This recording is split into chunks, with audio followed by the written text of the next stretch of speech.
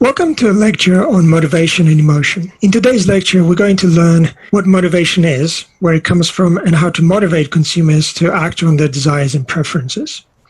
And we're also going to think about what is the connection between emotion and motivation, and how to use emotion as a behavior control process when communicating with consumers. So, advertisers tap into our desires. Believe.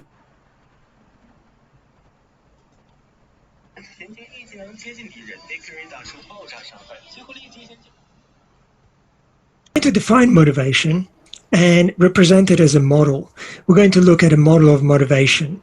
The model will help us interpret different aspects and different processes that lead to motivation. We're going to also look at the sources of motivation as this model predicts. So where does motivation come from, and how can we use different processes to motivate consumers? Once we understand motivation, we're going to think about emotion. And we're going to link motivation and emotion together. Both of these concepts are related, and that's why we present them in a single lecture. Motivation is about getting the consumer moving. Emotion is very closely related to behavior and motion. So we're going to understand what emotion is and represent it through a model of emotion. We're going to talk about emotion as a behavior control process. That means as a process that helps the customer stay on track and control and organize their behavior towards a certain objective or a goal. And then we're going to think about marketing implications as we go through this lecture.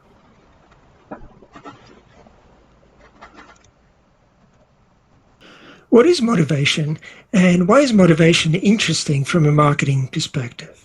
When we think about motivation, we think about something that energizes behavior. Now, we all know that to perform an action, to perform any kind of behavior takes effort. And consumers also have to expend effort in order to go to a shopping center. Essentially, anything that gets the customer off the couch and moving requires some energy and effort. So motivation is this process that energizes behavior. What's interesting about this is that it involves a directed focusing of energy in the body. So we have this potential kinetic energy that we can spend on different kinds of behaviors. But the behaviors that we choose to spend our energy on require some kind of motivation or direction.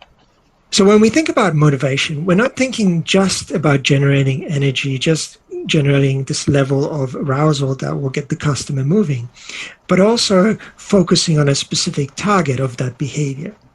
So we can think about the body as having some potential energy that is stored.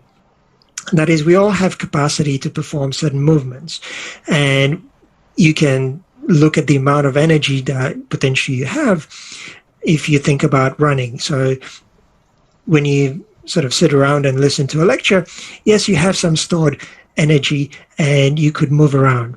But if you go for a really, really long run, at some point you're obviously going to get tired. The levels of glucose are going to deplete in your body, and you're going to start running out of energy and you want to stop. So we have a finite amount of that energy. And as a result of this, we have to make choices. We have to make decisions what we do, because we cannot do everything because there is an energy cost involved. So when we think about this kinetic energy, we have to focus it on a specific behavior. And then the customer has a choice. They can do something that is relevant to buying a product, which is what a marketer wants, or they can do something else that is not relevant, or they can even do something that is relevant to buying a competitor's product. So when we think about motivation, we think about directing consumers' behavior, focusing their behavior on buying our product. You can think of this process of a target having a desired state. So the target that we have is going to represent the consumer's goal or desired objective. Now that we understand desired states, and desired states can come from various sources, but one of those is marketing. So marketing can provide certain desired objectives for consumers. When we think about motivation, we can think about this idea of the bow and arrow that when you draw the bow, you're actually putting potential kinetic energy, you're storing energy in the system. When we build up motivation, we're doing something very similar. We're storing potential energy, we're motivating consumer, getting them ready for action, but they haven't performed the action yet. Releasing the arrow towards a target is actually performing the behavior, moving the customer closer to a desired objective of buying our product, for instance. So we want to build up a lot of motivation so the behavior can reach and actually achieve the target. We also want to direct it, so we also want to point it at a specific objective or goal. So we have these two goals as marketers. We want to energize behavior and we want to direct it. So these are the two aspects of motivation. So motivation needs to energize behavior and it needs to direct it. How can we represent what we mean by motivation? Well, we can use what we call a model, a representation of what motivation is. And to do this, we're going to use Hull's drive theory. It's a well-established process, but it helps us organize different influences on motivation. So it will help us think of motivation as a behavior control process according to certain attributes. So when we think about behavior, we can think about behavior as being a function of these three characteristics that we're going to use throughout this lecture to organize the information. So we can think about a drive. A drive is this internal state within the customer. It's an internal state of arousal. We call this, by analogy, drawing the bow, storing the kinetic energy within the body. And we're going to understand and explore where drive comes from. We're also going to think about incentive. Incentive is an external reinforcement. It's something outside of the customer. So whereas drive is intrinsic within the customer, the incentive is something external, something the customer already wants. So it could be money. For instance, if there is a discount or a promotion, the customer finds that they can save some money if they go to the store at that particular point in time. Whereas drive, the intrinsic state, the customer goes to the store because they are simply interested in new pair of shoes, new clothing. They just like to browse. They have an interest in actually being in the store. Incentive is more functional. You perform a behavior because you expect a reward. Now, this should give you some indication of a link between the lectures on learning, specifically operant conditioning, and this process of incentive. And when we think about learning, we think about formation of habits. So a habit is a strength of a learned response. It's the customer's ability to perform behavior. And it's important because the customer can have a desire, but if they don't know how to perform a behavior, they may still not be able to exhibit that behavior. So what this model represents here, what this model shows to us, is that behavior is a function of these three aspects, these three drivers of behavior. You need to motivate the consumer internally. You need to provide some sort of an external reward for performing that behavior, and you need to allow the consumer to know how to perform this behavior, develop an ability to perform the behavior. By doing all three, you can direct the consumer towards a specific action. So we can use the model of motivation to classify different types of motivation. So your textbook will talk about things like intrinsic motivation or extrinsic motivation. What are those? Well, to represent them within the basic model that we have of what we mean by motivation is we're going to consider behavior. And where does behavior come from?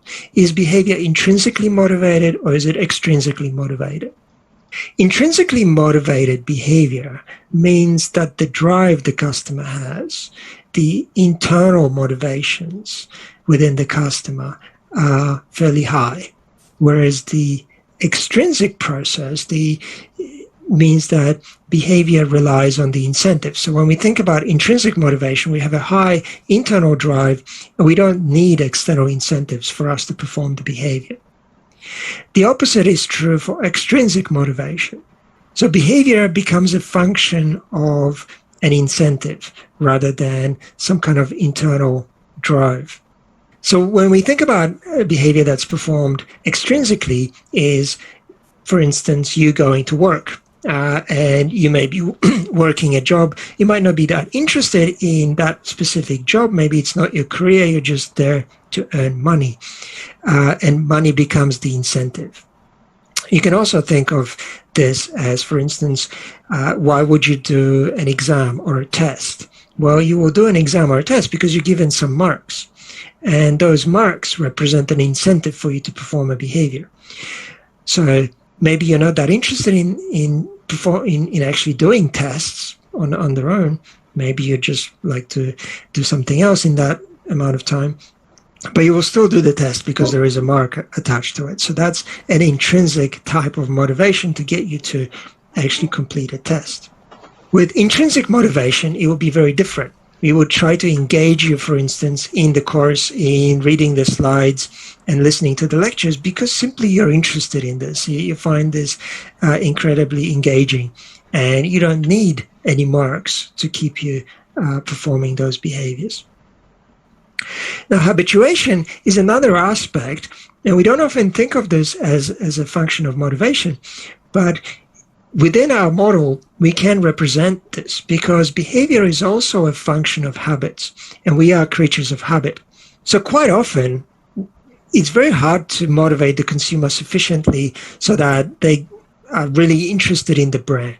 And they may be sort of, things that are concepts like brand love, that consumers are really, really engaged with the product. Well, that happens very seldom.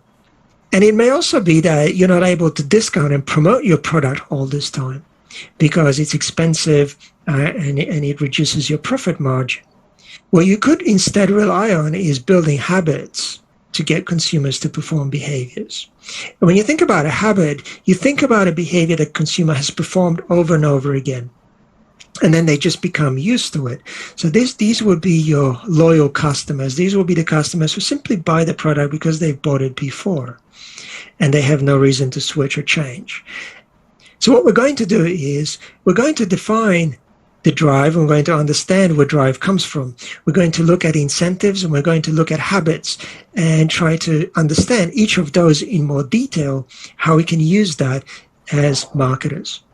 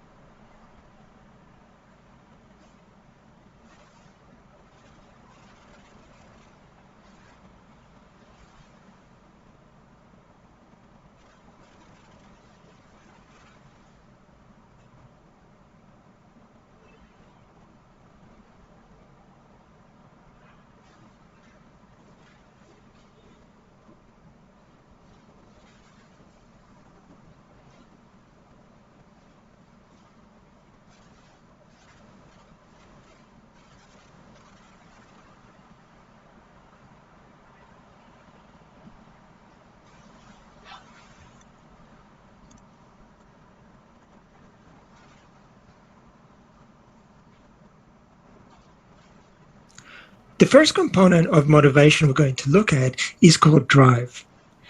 Drive is one of the three components we have in our model, and we're going to represent drive in relation to customers' need.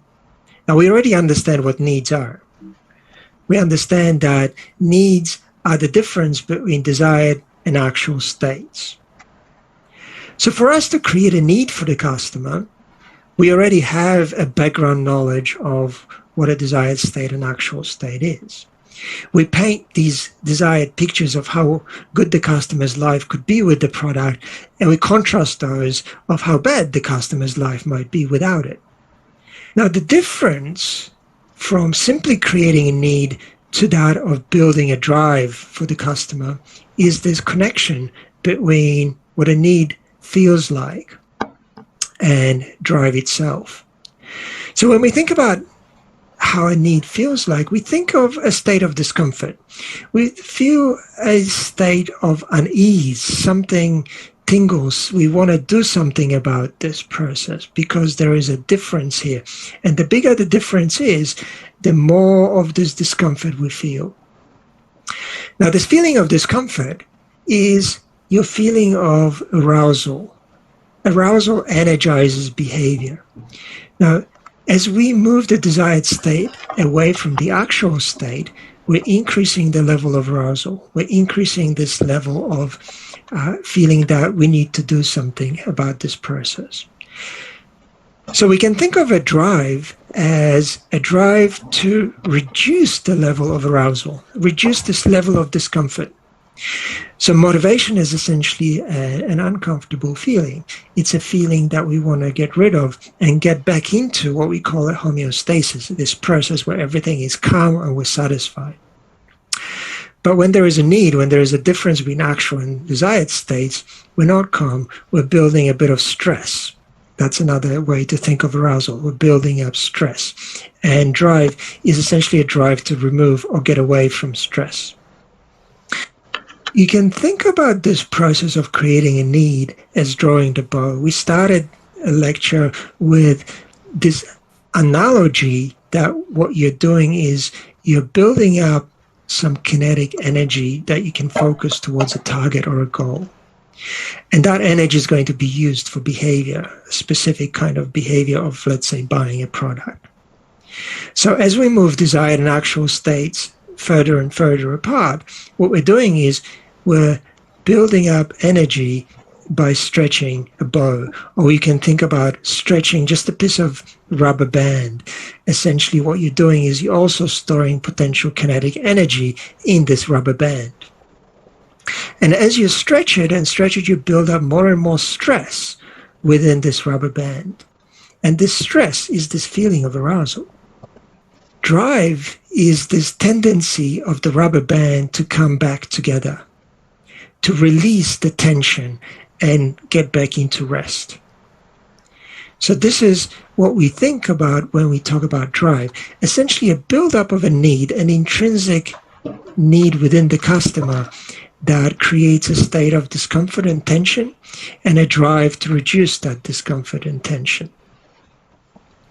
So this process is a physiological response that gears the body for action, essentially action to remove this level of tension generated by the difference between actual and desired states. And here is an important aspect of it. Drive is going to be need specific.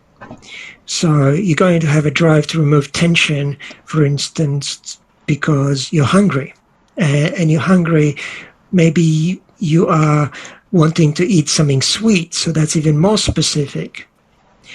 So just as taste is satiating to specific aspects of specific types of taste. For instance, if you eat a lot of savory food and you feel kind of full at this point, when you switch to dessert, you find you can eat more because now there is still a need and a desired state for getting something different, a different kind of taste.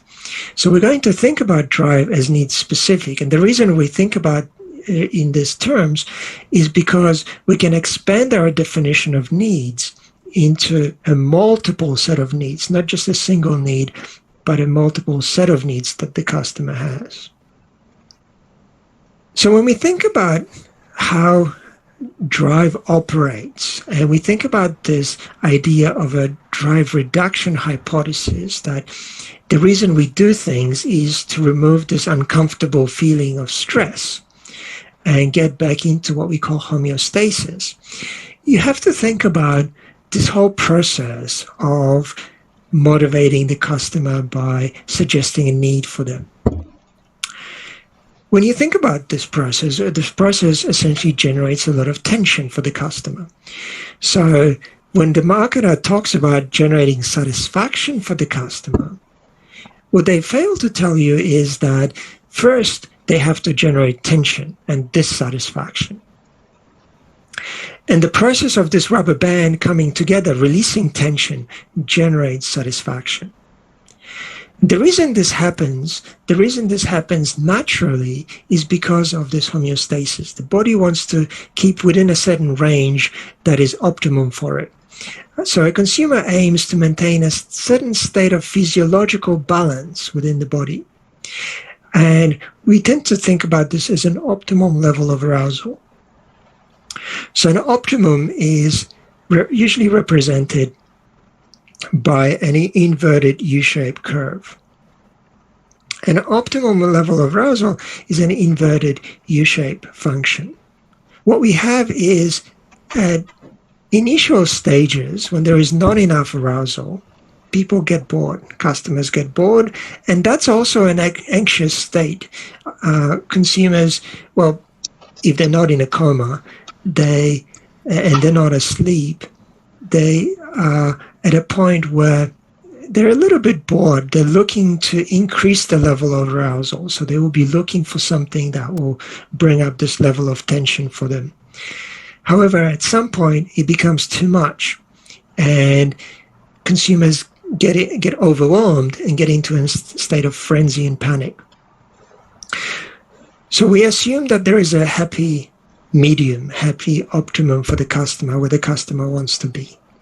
And it can vary by a type of task. So for a simple task, the optimum could be further away because the customer knows how to perform the behavior very well, and then actually not being challenged. In complex tasks, this optimum may be quite early on because the task is complicated, the customer doesn't know how to perform it, and they already build up a lot of challenge as a result of this process. So what we have is, to achieve an optimum level of arousal, what we're looking at is the level of skill the customer has in performing the behavior, and also the level of challenge that's required to keep the customer interested and entertained. And when you think about, for instance, how games, specifically computer games, can generate a lot of involvement from the customer through a level of drive and intrinsically motivate people to play the games, is by different levels that they structure. Once you master one level, they give you a slightly higher challenge to keep you interested and at this optimum level of arousal. The important thing to note about drive is that drive is need specific. And we can think of different types of needs that customers have. There are different ways to classify in broad or in general terms what those different types might be. But we can think of physiological needs. So for instance, food and just the ability of your own body to survive.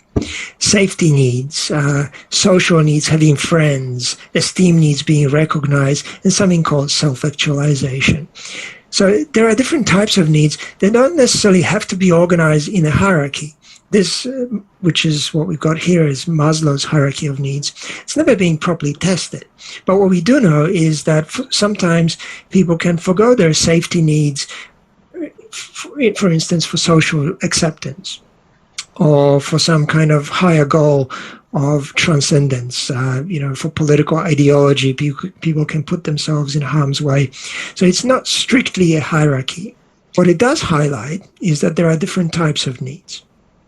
And those different types of needs are going to compete for the amount of energy the body has to perform behaviors.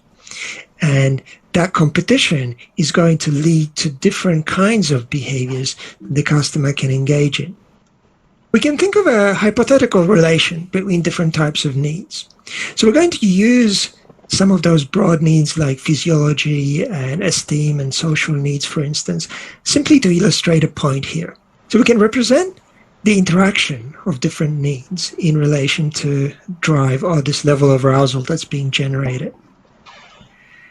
What we're going to look at is the amount of arousal that's being generated in relation to progression of the need over time.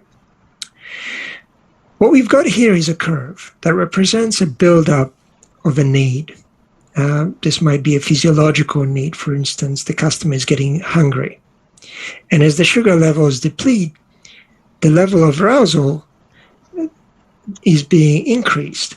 because the desired level of how you want to feel in terms of being satiated is moving away from the actual state, that sugar levels are dropping, and that's increasing level of stress and tension. And as that builds up, it creates a level of tension that you may notice at some point, that you're getting hungry. At this point, if the customer actually eats something, that need drops and is being removed. So the level of arousal drops, so the customer experiences satisfaction. They just ate a sandwich. There's no longer a difference between actual and desired states. The sugar levels have returned, and there is no more arousal being generated by this need. So what we're going to talk about in this diagram, what we're going to represent here, is this idea of optimum arousal range and how this optimum arousal actually generates different types of behaviors. So we have two boundaries here. The lower boundary represents the minimum level of arousal before we start getting into a range where the customer likes to be or feels comfortable in. Beyond this range, we get into the panic mode. We get into this frenzy situation where the customer is so distressed that they find it very difficult to concentrate on anything else. Below the bottom range, what we've got is a slow buildup of a need. But that buildup is not sufficient to actually get into this optimum range, so it can be disregarded. So this would be a situation where you're feeling a bit peckish, but not sufficiently hungry that you actually need to do something about it. What this process allows us to do is to understand that needs exist, even though they may not be being acted on. Action takes place within this optimum range. And what we could have is a process where this first need, once it's been satisfied, or if it's not strong enough, can be replaced by action and focusing the customer's energy towards a different kind of behavior. Because you're quite satisfied at this point in terms of your food, maybe you can focus on safety needs and building some kind of shelter. So you might be focused on a different kind of need because your need for food has been satisfied at that point in time. At some point, this will change. So maybe you buy yourself a house or an apartment, and then you no longer have that need for accommodation and safety, for instance, and you can focus on different kinds of needs. In terms of the experience that the customer is actually going through, we have this white curve here. This is the combination of these two needs together in terms of generating the level of arousal. So as you have more and more needs, you will increase the level of the total discomfort that the customer has. And as you satisfy each of those needs, the total level will be reduced by a proportional amount.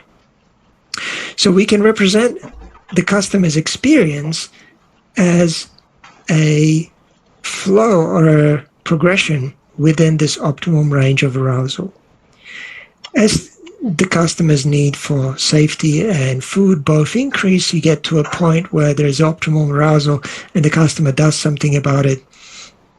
Maybe they buy a new property and they satisfy that need. At this point, the overall experience declines to some point, and the customer gets to a point where if it dropped any further, they will be getting bored. They will be getting out of their optimum level of arousal. So now they will look for something else. And as a new need comes up, they have the time and energy to focus on a different need. This gives us a process of what we call need dynamics, and how a limited amount of energy can be distributed according to different kinds of behaviors and different kinds of needs by looking at this as an experience over time.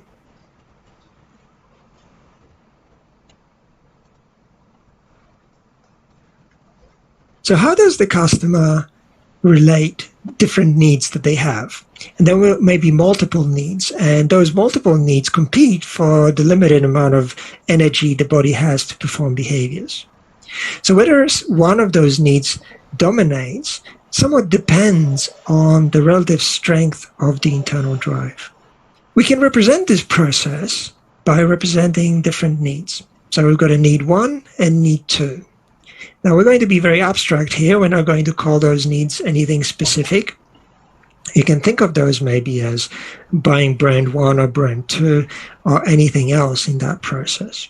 What we're going to use this diagram for is to represent certain concepts that you need to keep in mind when you're motivating customers.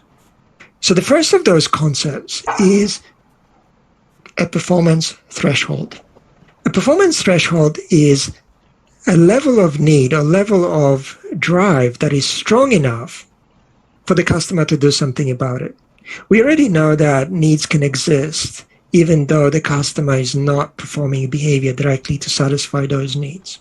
So when we're hungry, we don't always eat. There may be another need that's more pressing. So we might be hungry, but it's more important for us to finish an assignment, for instance. So we're going to forgo food so that we can meet a deadline. So, and anything that crosses that performance thresholds becomes important behaviorally. The customer now can switch to that behavior. So as need 3 declines, need 2 takes over. As need 2 declines, need 1 takes over. Right? And the customer can switch between different needs and different points in time when they actually perform a behavior towards that need. You could think of this as the customer wants to buy a pair of shoes.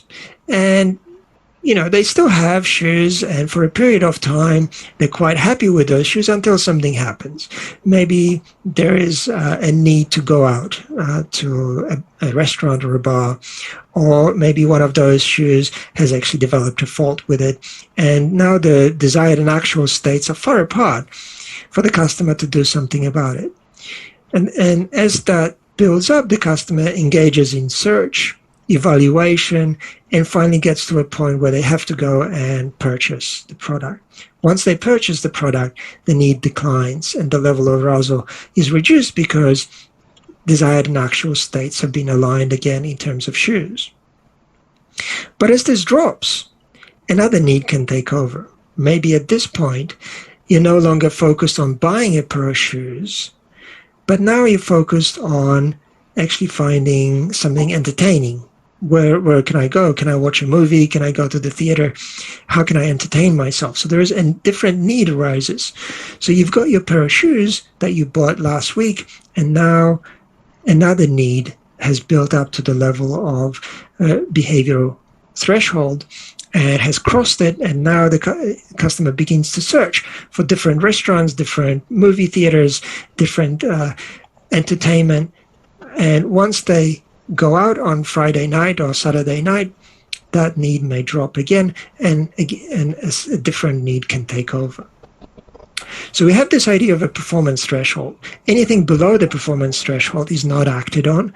Anything above the performance threshold is acted on, but the behaviors can be different. There'll be behaviors that lead towards the purchase. It's not an immediate purchase. A purchase would happen somewhere when you're far over the performance threshold.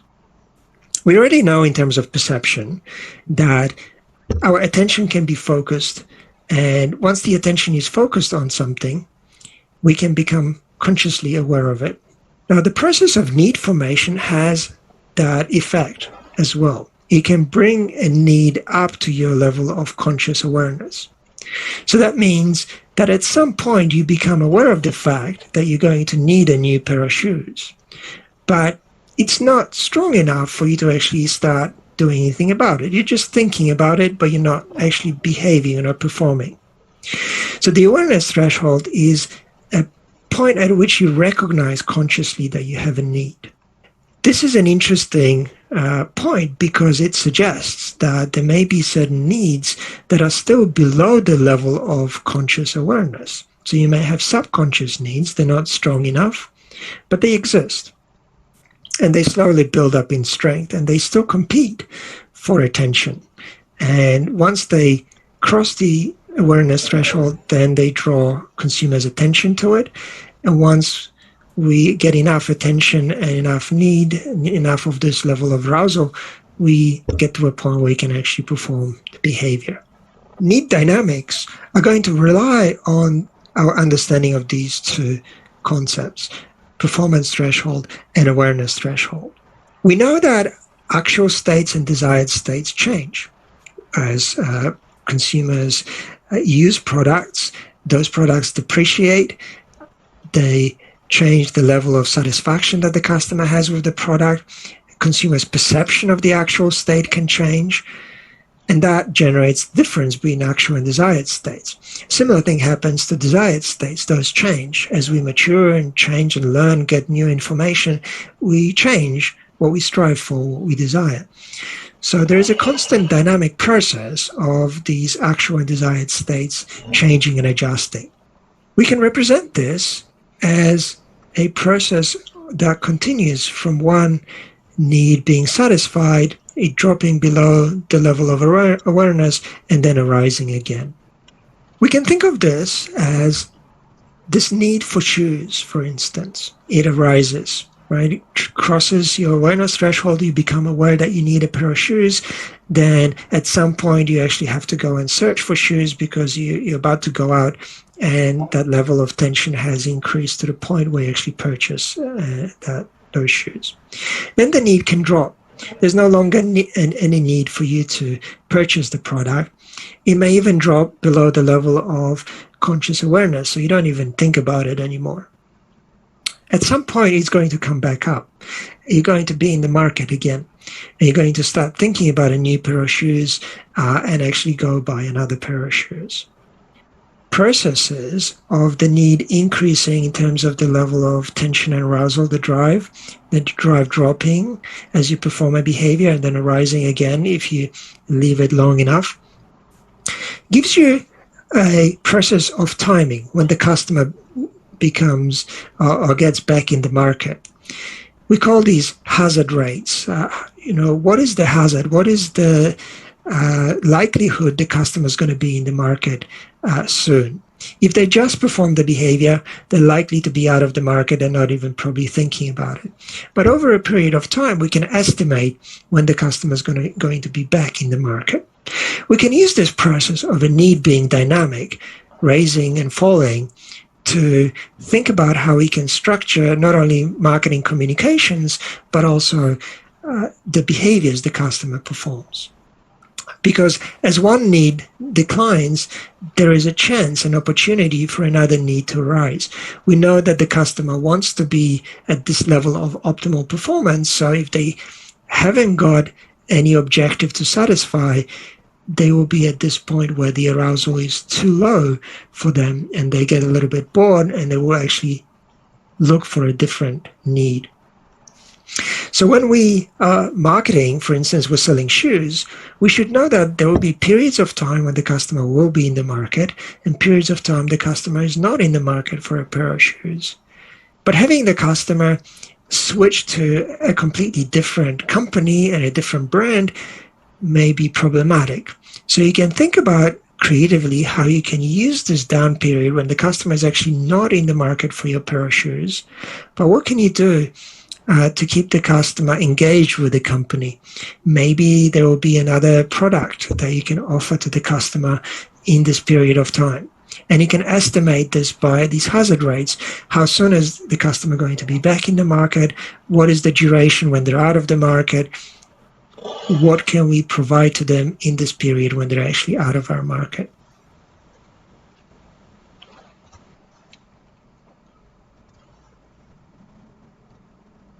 Now, this representation that we have of need dynamics can also be used to explain habit and habitual responses, because we already know that habits develop over time as a result of learning. It's a strength of a learned response. What habits do is they influence the customer's ability to perform a behavior. So we have a model like this, where we have a certain level of need. We have a performance threshold, and what we can do is by developing a strong habit, we can actually reduce the performance threshold. Now, what it does is it shifts the behavior to a point where we don't need as much of a need. We don't need so much need or so much arousal for the customer to perform the behavior, because the customer has bought from us so often, the customer has performed the behavior so many times, it becomes almost automatic, it becomes habitual. It's like going to a restaurant and not even having to look at the menu because you already know what you like and just getting the same wonton soup that you always get, right? It's a habitual behavior if you do it long enough. It reduces your performance threshold. If your performance threshold was high, you didn't have a habit, this was a new restaurant you came into, you'd have to read the menu, figure out what's going to be good, etc. So that takes more effort and energy and requires more arousal to actually get past this performance threshold. But once we develop a habit, we can reduce the performance threshold, and the customer doesn't need to be as motivated to actually buy the product and use the product. Now, the interesting thing is what happens when the performance threshold drops below the level of awareness that we might have. And there are certain behaviors that we often perform even without being consciously aware of it. So, you know, if you've always driven your car the same way, the same route, you may leave your house, and instead of now changing your behavior, going to a different store or a shop, you find yourself driving the same route until you realize, oh, hang on, I'm going the wrong way. So this habituation can get to a point where you're performing behaviors almost automatically without even being aware of it. How can we represent the third component of motivation, of our model of motivation, which is incentive, in relation to this model that we have, this representation, where we have the level of arousal and the need over time as a dynamic process. So we can think of incentives as bringing the customer over the performance threshold. So when you think about, let's say, going to work and you're working at a job, maybe the job is not stimulating enough. It's enough that you think about it, you perform it, but really you wouldn't do it if you didn't have to. But you do like money, and money allows you to do all sorts of other things that are reinforcing and rewarding. So when you think about money, money can be exchanged for anything, right? So it is an external reinforcement. So if someone gives you money to work, that can actually bring you over the performance threshold and make you perform that behavior. You're not doing it just because work is interesting, you're not just intrinsically motivated in what you're doing. You're doing it primarily because you want money, right? And what incentives do is they shift the customer over the performance threshold. So in a marketing term, this might be a situation where we want the customer to buy a product, and they may come in and inspect and look at it, but they're not buying, right? So we may notice on the website, they're looking at it, they're inspecting, they move on. And they come back, they look on and move on. So what can we do? Maybe there is a little discount, a time-restrained discount that we can offer them just to move them over the performance threshold. And the customer saves a bit of money, and now they say, okay, well, I'll get this product. Or it may be that you go to McDonald's, you want to buy a burger, but one of those burgers has a little toy or a bundle of chips associated with it. And that shifts you, that promotion shifts you over the performance threshold to actually buy this particular hamburger. So what we do with incentives is we find things that are already reinforcing, already rewarding for the customer. Now, you know this from the previous lectures on learning, for instance, that we quite often look for these unconditioned stimuli, these things that consumers find already reinforcing, and we want to use those to generate behaviors, why the condition behaviors, but here simply to get the customer to perform the behavior by moving them over the performance threshold by giving them something extra.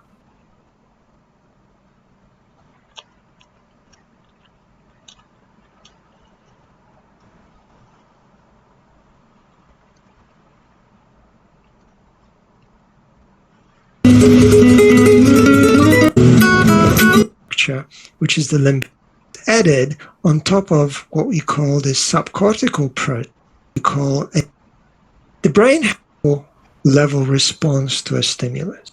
Define what emotion is, motivation. But to understand, and how does emotion and how does emotion relate to and link to this idea of motivation? But to understand the relation between emotion and motivation, we first need to define what emotion is. So think of emotion as what we call a subcortical level response to a stimulus. Now, what does that mean? Well, that means we have to look at the brain. The brain has a certain structure. On the outside of it, this white matter is what we call a neocortex. This is the part of the brain that evolution has added on top of what we call this subcortical process, subcortical structure, which is the limbic system. And the limbic system has a little gland called the amygdala right here. And the amygdala has been associated with emotional responses that happen through this limbic system. Now, what's interesting about the limbic system is that we share it with a lot of animals. The evolution hasn't given us a completely new brain. It has essentially just added different structures on top of all the more primitive structures in the brain. And emotions are a way of processing information through this limbic system. Those may sometimes be different or in conflict in terms of processing information through the cortical system. We're going to try to understand this amygdala as providing a very quick, sort of rough response to processing stimuli. Now, the advantage of this is that we don't have to deliberate and think about it a lot. We feel something, we get an emotion, and we can perform a behavior. It's close to this behavioral process. And this is probably one of the reasons that evolution has retained this emotional system, because it allows us to respond in much quicker processes to stimuli out there. So what is the role of emotion? We can think of emotion as a generalized trigger to behavior given a stimulus.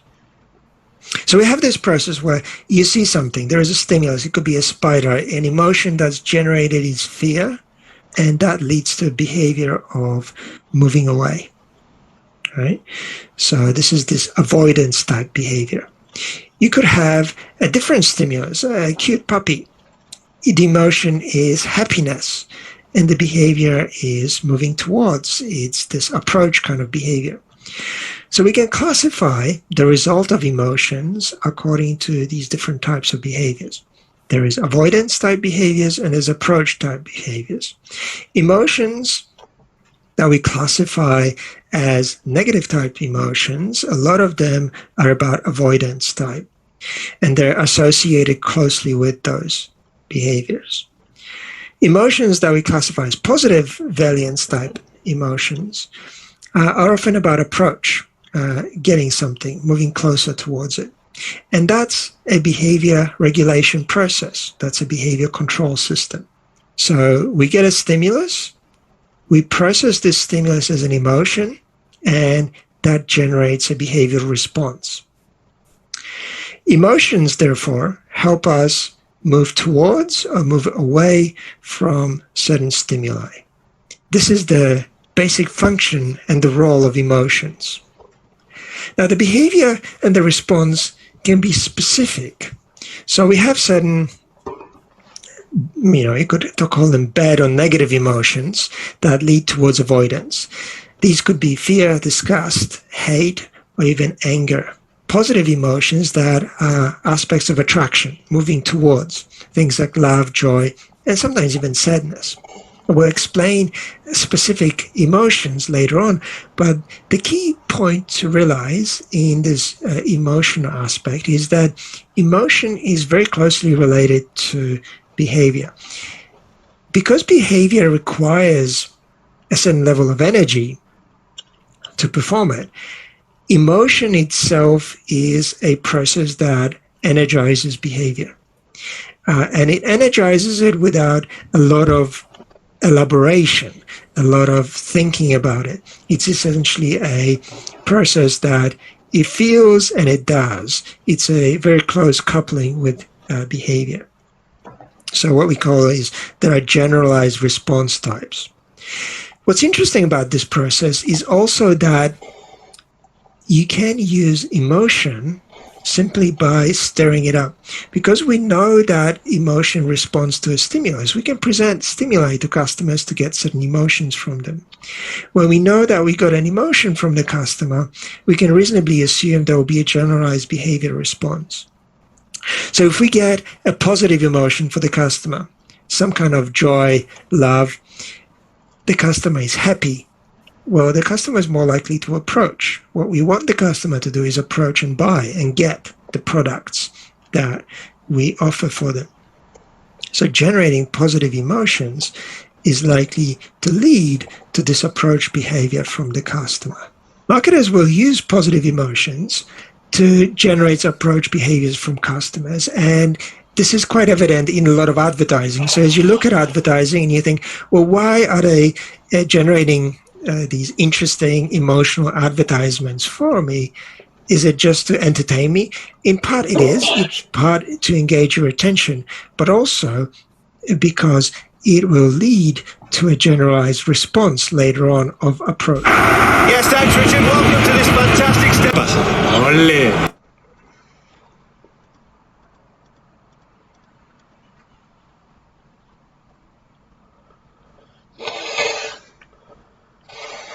Because sport in itself is emotional. People are invested emotionally in getting their teams to win. Let's build a basic model to represent emotion and how emotion is generated within the body. We're going to call this model a dual circuit theory of emotion. Now, this model links the subcortical levels of the brain with the neocortex. So the limbic system we know is involved in generating emotion. The cortical system is also involved in representing emotion, and the combination and the interaction of those two results in how we experience emotions. So there is the cortex and amygdala connection. So this is the cortex up here, the higher regions of the brain, and this is the amygdala. And there is a connection between those. There's also a thalamus and amygdala connection.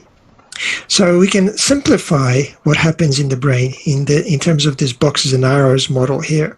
We've got a stimulus. It could be a spider, it could be a cute puppy, it could be a Coca-Cola can or a Pepsi can. A stimulus comes in. The thalamus can send information both ways. It can send information to the amygdala through the limbic system, and it can send information to the neocortex. What this suggests is that we have parallel processing. So information is processed in the limbic system and in the neocortex. As this information is being processed, it generates different kinds of influences on consumer to generate the overall response. So the amygdala is the basic quick emotional processing and a generalized behavior response. So you might see something that is sweet, some ice cream or chocolate. The thalamus will send information both ways. Your emotion is you generate a level of happiness and desire, a positive emotion to approach. You just want to grab that ice cream and eat that chocolate. The neocortical response, though, is involved in longer-term planning and experience and simulating experience. So what it's going to do is going to try to simulate the consequences, the long-term consequences of eating that chocolate. And it may actually think that, may decide that it's not that good for you and try to suppress this emotional response. So while you're getting a positive emotional response to get something, you're also controlling that emotional response and suppressing it with this long-term planning system in the neocortex. And the resulting behavior is going to be this interaction between the suppression of the impulse and the impulse itself. Whichever is stronger is going to result in this response being generated. Now, this is a very simplified model of what happens, but it gives us some indication of what we can do as marketers and how it feels for consumers to experience emotion. Because emotion is not just a basic limbic representation. What happens is there is an impulse either towards approach or avoidance, and that impulse is being sent, information about this is being sent to the higher regions of the brain. Whether you feel a specific emotion, consciously you recognize that you have an emotion of fear or an emotion of love or any other emotion, is those conscious feelings are actually generating these higher regions of the brain through interpretation. Interpretation is combined with long-term plans, and there is either suppression or amplification of that response being sent to the limbic system and to perform the behavior. So as marketers, what we want to do is we want to be acting not just on the emotional system, but also on the interpretive neocortical system. Quite often you will find that there is a conflict. And whenever there is a conflict, and marketers have been trying to use, for instance, rational arguments to control emotional responses, we find that the emotional responses usually win out because eventually the consumer gets tired in trying to suppress that emotional impulse. So what we have is this situation where quite often advertising is being channeled through this emotional system. When an advertiser is selling you a car, for instance, they will focus on how it feels. They will focus on the experience of driving and the feel of it and the freedom. It's not that they will tell you a lot about the safety and the features of the car, etc. They try to convince you on the emotional level, especially if you're buying something that is quite expensive, or it might be a sports car, for instance.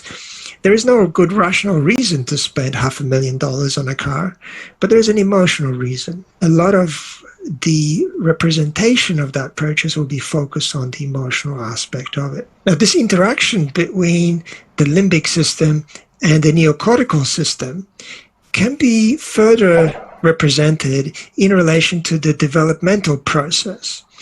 So as consumer develops their ability to process information over time, so from an infant to an adult, for instance, it's a developmental process. As we grow up, we learn certain skills and abilities, how to perform and how to analyze information. We move from a situation where a lot of the behavior is driven by emotional situations, subcortical systems, to a situation where the neocortex drives a lot of behavior. When you see a child and you experience a child growing up, you know that early on, an infant is just a bundle of emotions. Instantly cry and instantly happy.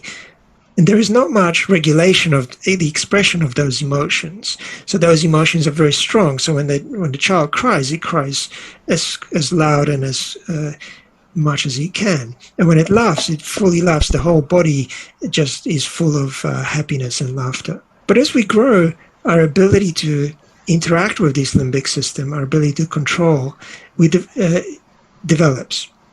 We develop skills, and through practice, we develop a way to process our behavior long term and focus our behavior on longer and longer term goals. And that means we need to move away sometimes or suppress this direct emotional responding that is connected to approach and avoidance behavior. Because some behaviors that may not feel that well when we perform them, let's say exercise, it may feel hard, it may feel painful, and a basic emotional response might be to avoid pain and avoid exercise. But we know that over a long run, we're going to be healthier. We're going to lead a better life, and on average, we're going to feel better. So to follow those longer term goals and actually exercise, we need to apply some self-control. And self-control requires this cortical system.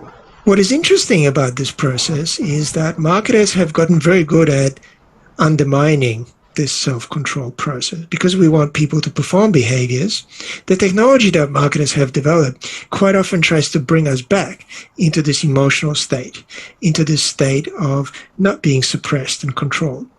And what we tend to do is we tend to undermine some of this self-control process. And the technologies for developing this have become quite sophisticated.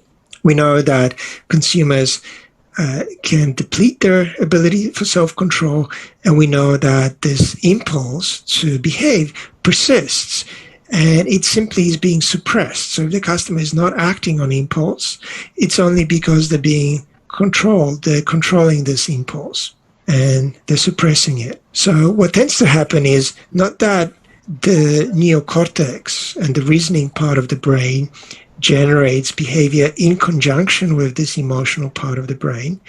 It's more that the way it operates in the brain, the impulse to behave, the energy to perform behavior comes from the limbic system, the emotional system. So that system generates impulses, either approach or avoid impulses. The long-term evaluation process that we have in terms of this planning system and the reasoning system, the neocortex, that process can only veto behaviors. So it can veto impulses. So it can stop an impulse to avoid, it can stop an impulse to approach. But it cannot generate behavior on its own in large measure. So if we actually want to perform behaviors, we need to motivate ourselves, or we need to develop an emotion. We need to develop an emotion to get us into gear. And marketers have realized this, and they know that the only reason customers are not being impulsive and emotional is because they have developed certain skills and abilities to suppress that. And some of the work that marketers have been doing is to undermine this self-control process. On the other hand, in social marketing, we want to reverse this process. We understand that consumers may have insufficient abilities to suppress their impulses. This might be in terms of addiction or drink driving, or in terms of performing behaviors such as not exercising sufficiently. They haven't developed enough control to be able to manipulate those and channel those behaviors towards long-term objectives and goals. So what we want to be able to achieve is monitor both of these processes, a process that generates an impulse by creating an emotion, and a process that restricts or vetoes some of these in relation to a long-term plan. So in order to help the customer express their emotional state and perform a behavior based on emotion, we can break down this idea of emotion into three components. There is a component of arousal. So this is your critical link here to motivation, because we have explained motivation as this increase in the level of arousal until it crosses a performance threshold. Well, emotion generates arousal. Emotion generates a level of arousal in the body, and this can be physically measured. So people have measured emotions through the level of arousal, and the level of arousal determines the strength or the intensity of the emotion. There's also the experience of emotion, how it feels. And this is this process of self-regulation, where information from arousal is combined with interpretation in the brain, in the higher regions of the brain, in the neocortex, to generate an actual feeling of how it feels to have this level of arousal and what it means. So feelings have a certain level of meaning attached to them. When there is fear, you know there is meaning to that stimulus, that you should avoid it. And when there is love, you know there is meaning to that stimulus, that you want to approach and have it. And then the third aspect is this idea of expression. And expression is often coordinated through the higher regions of the brain and social coordination. Sometimes the social situation doesn't allow the customer to express their emotion. You might be somewhere at a party and there is a last piece of cake left. You're looking at it, you're feeling the emotion, you want it, you're highly aroused, it looks so good and tasty. You will suppress that impulse because it's just not polite. You wouldn't want to grab the last piece of cake after you've had, your piece of cake already. You wouldn't want to grab the last piece if someone else hasn't had it. So there are certain social aspects to coordinating emotion. And emotions themselves are quite useful in social interactions because they help us express our desired states and communicate information. Each of these responses contains some kind of an aspect of control and feedback mechanism that helps us represent emotion.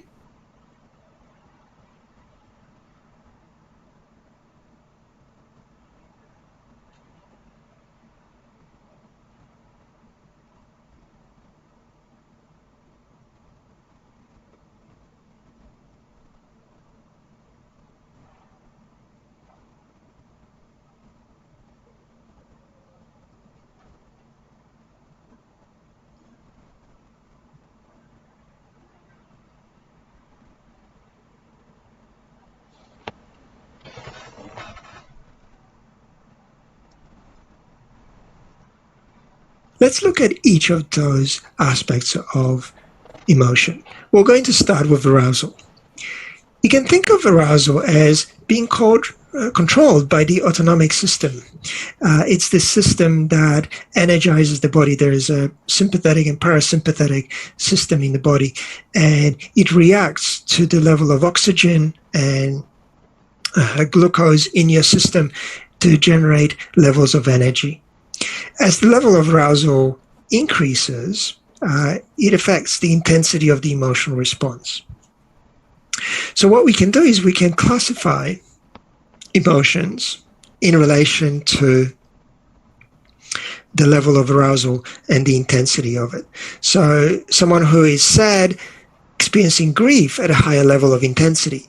Surprise can turn into amazement. It's the same type of process, the same kind of emotion, but at a higher level. So you might be just bored.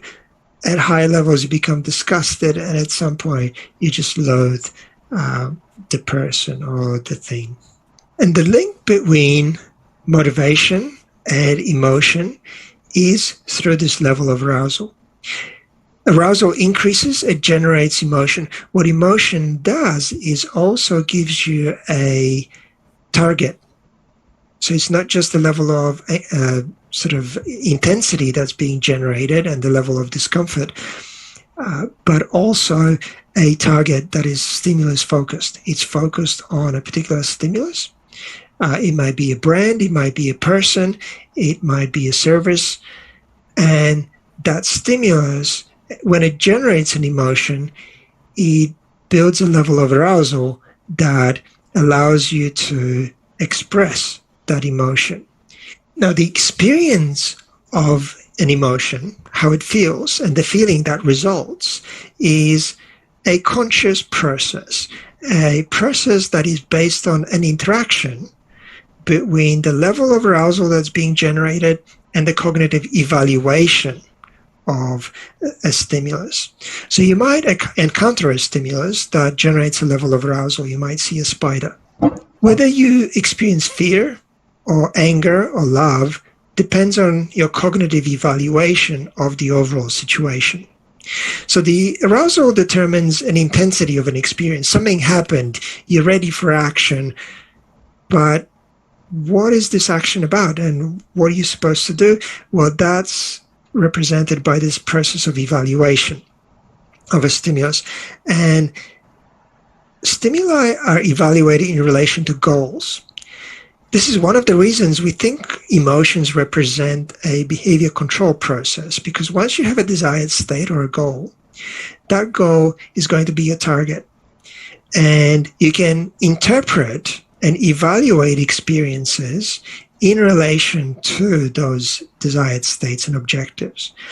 And the reason for this is that evaluation is determined in relation to a reference point. to interpret a situation needs some kind of reference point to figure out whether the stimulus is good or bad in this situation. So the evaluation happens in relation to a reference point, and reference point is your desired state. So when we think about this emotional experience, it's essentially an experience of a motivational potential. So what you feel the level of arousal, and how you feel it, what the feeling is, whether it's fear, anger, love, etc., depends on an interaction of the neocortex and subcortical processing of the brain. So the subcortical regions of the brain generate impulses. They generate arousal and approach avoidance type impulse and generalized behavior. How you feel about this, whether it's a result of fear, anger, love, disgust, etc., is an appraisal system. It's a system of evaluation and trying to understand the situation and appraise the overall relation of that situation to some sort of a desired state. And that in itself generates an emotion. We can represent the experience and this appraisal system of arousal levels and how we classify emotions in relation to a very basic process. So this appraisal system can relate your desired state or a goal, which is your reference point, with a stimulus. So you observe something, it might be a brand, it might be a service, a person, whatever, and then you have a desired state. You relate those two together, you think of and simulate an outcome, and then you think of what behavior was performed. By understanding these four components, stimulus, desired state, outcome, and behavior, we can classify emotions in relation to what happens. And this emotional classification helps us explain what each of those emotions is and how it relates and what the consumer is likely to do in terms of generalized behavioral response. So when we think about love, and how do we define love? Well, we think of a stimulus that helps us achieve a desired state or a goal. So there is something we want to do, something we want to achieve. And here is a product that helps us achieve that goal. Well, we're going to like it, or we're going to love it if it really helps us achieve that goal. Or if you want to think of a person, that person helps us achieve certain objectives or goals that we couldn't achieve without them. It might be companionship, it might be social needs, it might be sexual needs, it might be something that this person helps us achieve. And it leads to this desire of a stimulus that helps us achieve that goal. In terms of the outcome, and in terms of classifying this as love, well, the outcome is that we don't have that stimulus yet. So we don't have that product attribute, or we don't have those qualities that person has to help us achieve the goal. Because we don't have them, we want to get them. So the behavior is to approach and get. So in terms of love, there is often this desire to be with that person, or desire to have that product and be with that product. So love is essentially a relation between a stimulus and a desired state where we don't have the product, but the product helps us achieve our goal, so we want to get. So the behavior is to get the product. It is quite often mediated by a dopamine system. So this dopamine system motivates us. It's a neurochemical in the brain called dopamine that activates on anticipation of getting a reward. Joy, on the other hand, even though it's still a positive emotion, is quite different. Joy happens when there is a stimulus that helps us achieve our goal, but we already have it, we obtained it, and the behavioral focus is to maintain it and to enjoy it. So joy is mediated in the brain by this chemical process as well of serotonin. So there is another system in the brain called serotonin, and serotonin is related to feeling good about things that we have achieved, our objectives and goals. So joy is experienced when we have the thing that we want to have. Sadness, on the other hand, may be occurring when you lose something that was helping you achieve your goal. So you look at all these emotions here, the way we've classified them, and it's essentially a stimulus that helps us achieve a goal. We either want to get this stimulus because we don't have it, we want to maintain this stimulus because we already have it, or we want to adjust because we've just lost the stimulus that we had. So sadness, the way we interpret sadness is because there was something that was helping us achieve our desired objectives and goals, desired states, but we no longer have it. So the outcome is we lost it, and now there is a process of adjusting. We may have to adjust our desired states, or we've been delayed in our desired states. We've lost something, and we're no longer progressing towards our goals. So it's a feeling of sadness. It's an outcome where we actually have lost something.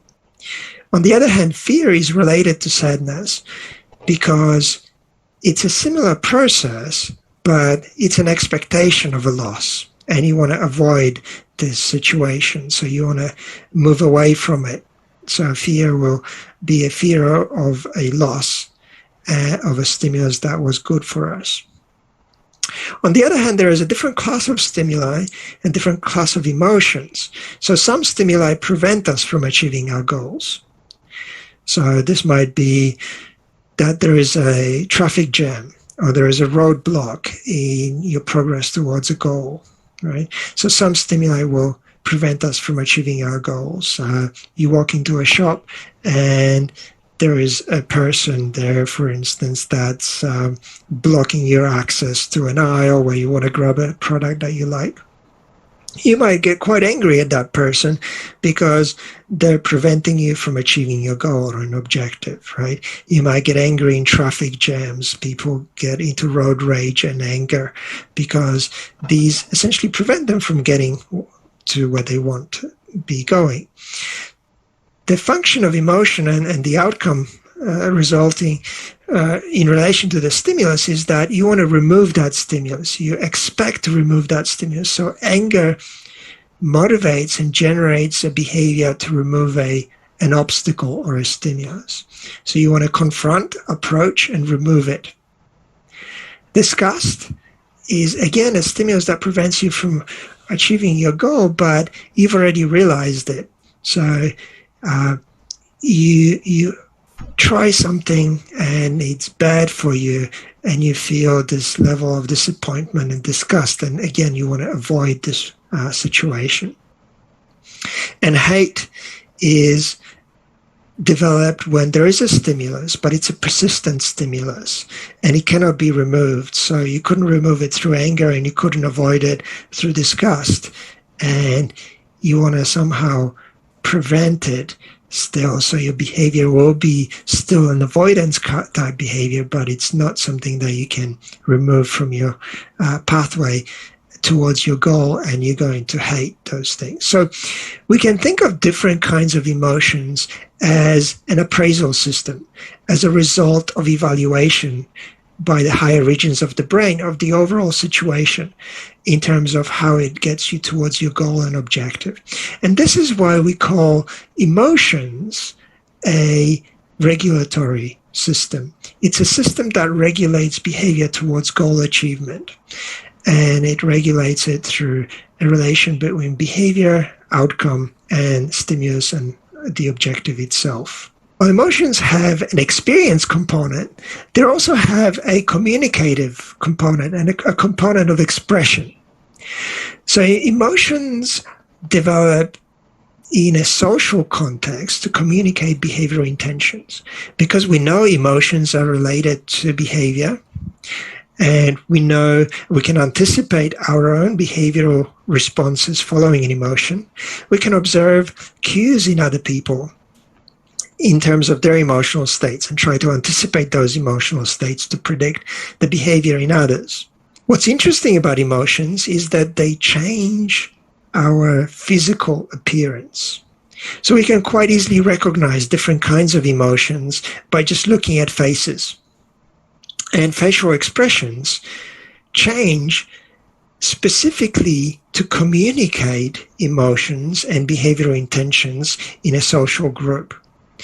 There may be some animals that are unable to perform those because they don't live in social groups and they don't need to communicate their behaviors. But for humans, it's quite important to be able to not only anticipate but also communicate your emotions so that other members of the group knows what you're likely to do.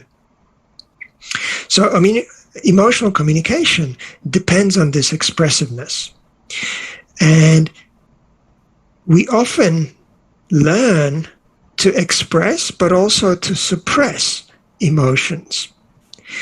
And by suppressing emotional cues, we can withhold emotional information from others. So you might be really angry at someone at work, but it's just not expected and not polite for you to, for instance, express that anger at work. So you can suppress those emotions and not let anyone know. So there is an inhibition function and there is an expression function. So the three types of emotional control processes, the arousal, evaluation, and expression, they interact. And when we want to generate emotion and we want to get the customer to perform behavior based on an emotional stimulus, we can work at all these three levels. We can focus on generating arousal. And we know that high arousal makes the evaluation of stimuli more extreme. We also know that an evaluation of a stimulus determines the quality of the emotional response, so how it relates to a goal or an objective. And the expression of it, whether it is suppressed or expressed, will not only communicate, but also allow for action based on that behavior. So the reason we might suppress an emotion is because we also want to suppress the behavior and action that follows that emotion. So as marketers, what we want to do is we want to engage customers in fun, exciting, arousing stimuli and situations that are going to generate a lot of arousal for them. We want to interpret those situations in relation to consumers' objectives and goals as the stimulus, for instance, helping the customer achieve their goal, and allow for expression of this so that the customer is in a situation where they feel they can express their emotion. That's why we quite often create safe spaces for consumers to express their emotions. It might be an event or a play or a specific situation where we say, in this context, it's okay for you to express your emotion.